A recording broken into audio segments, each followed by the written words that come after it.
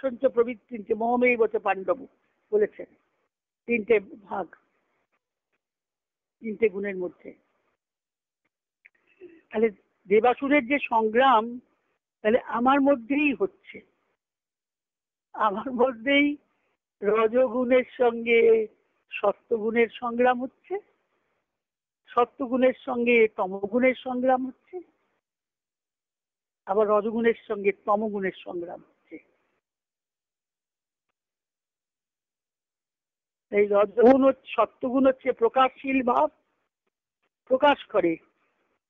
জ্ঞানের আলো যেমন যেমন সূর্যের আলো সবাইকে প্রকাশ করে, যেমন আমি টর্চ জেলে যে অন্ধকারে যেমন দেখতে পাই, তেমনি সত্যগুণ আমার বস্তুর স্বরূপকে প্রকাশ করে দেয়। রজগুণ ক্রিয়াশীল ভাব, আর তমগুণ একটা জড়ত্ব, ধৃতি, স্মৃতিশক্তি, একটা স্মৃতি যে চলে না, নড়ে না। কিন্তু এটা সর্বদাই পরিবর্তনশীল হচ্ছে। জড়জগৎ, আমাদের যে জড়জগৎ, এই গুণত্রয়ের পরিণাম। ব্রহ্ম থেকে জড় অবধি পরমাণু পর্যন্ত সকলেই এই তিন গুণের সংযোগ বিয়োগ সংমিশ্রণ ব্যতীত অন্য কিছু নয়। সুখ দুঃখ এই ত্রিগুণাত্মক, এই জগৎই ত্রিগুণাত্মক, সুখ দুঃখও ত্রিগুণাত্মক। যখনই আমরা কি হয়, যখন আমরা খুব বেশি চেষ্টা করি, ক্রিয়াশীল হই, তখনই আমাদের দুঃখ আসে। যেখানে ক্রিয়াভাব বেশি, সেখানে প্রকাশ ভাব কম। সেখানে সত্যগুণের ক্রিয়া অর্থাৎ প্রকাশ ভাব বেশি, রজগুণের ক্রিয়া অর্থাৎ চাঞ্চল্য কম। তাহলে সেটাই সুখ।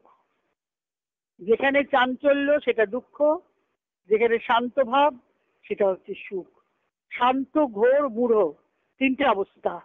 শান্ত অবস্থা, এই জন্য সর্বদা কোয়াইট। মা বলছেন, কি বললেন? Transform all restlessness and agitations into inviolable calm and peace. আমাদের মধ্যে যে সর্বদা চাঞ্চল্য আছে, রেস্টলেসনেস, এই যে চাঞ্চল্য, আর কি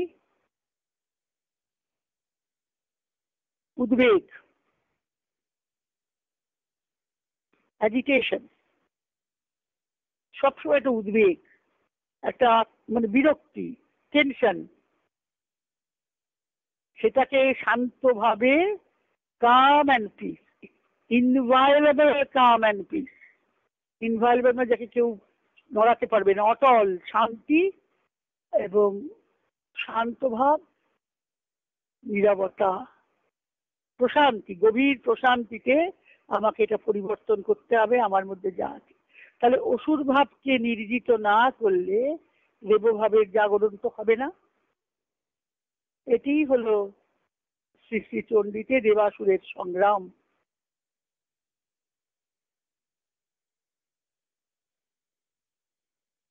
বিশুদ্ধ আত্মবোধ, আত্মবোধের স্ফুরণ যখন হবে, তখন হবে বিশুদ্ধ সত্যগুণের প্রকাশ। বিশুদ্ধ সত্য আছে, মলিন সত্য আছে। সত্যগুণ আবার দু রকমের, শুদ্ধ সত্য, মলিন সত্য। শুদ্ধ সত্য হলে আত্মবোধের স্ফুরণ হবে,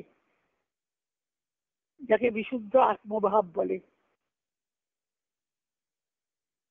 আবার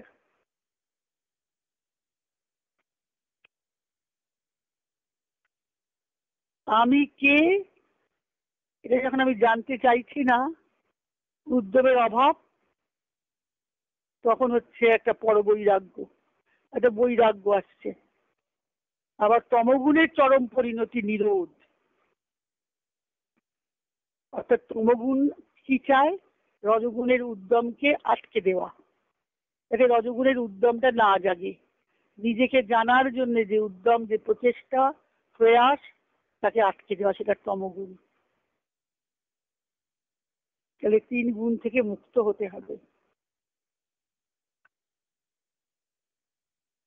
সৃষ্টির স্থিতি, জীব জগৎ, জন্ম মৃত্যু, সুখ দুঃখ, এই সবই এই গুণত্রয়ের দুটো দিক।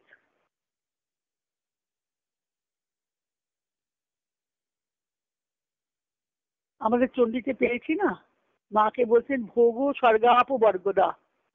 মা ভোগও দেন, আবার স্বর্গও দেন, আবার অপবর্গও দেন। এখন জীবের, সাধকের কে সেটা পরীক্ষা, সে কোনটা নেবে, সে ভোগ নেবে না স্বর্গ নেবে না অপবর্গ নেবে, সেটা মা পরীক্ষা করেন। মা তো পরীক্ষার, মার কাছে পরীক্ষা না দিয়ে মুক্তি নেই। তিনি ভোগ স্বর্গাপবর্গদা। দেবতারা স্তব করছে, ঋষি বলছেন যে মা দান করেন, ভোগ দেন, স্বর্গ দেন, অপবর্গ দেন। সাধকের পক্ষে লক্ষ্য করতে হবে তিনি কোনটা চাইছেন।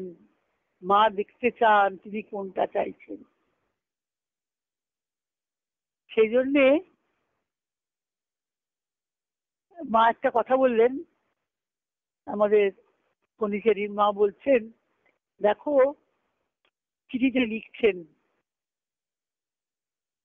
নাকি নাকি সামনেই বলছেন, আলোচনা করছেন, যদি কেউ কিছু চায়, এটা তার প্রয়োজন, আন্তরিকভাবে যদি চায়, তাহলে তার কাছে সেটা নিজেই এসে উপস্থিত হয়, তাকে মুখে আমার কাছে বলতে হয় না। কারণ আশ্রমে তো সবাইকার তো মাসে প্রথমেই প্রসপারিটি ডে হতো, সবাইকে মাঝি যার যার যা জিনিস দিয়ে দিতেন।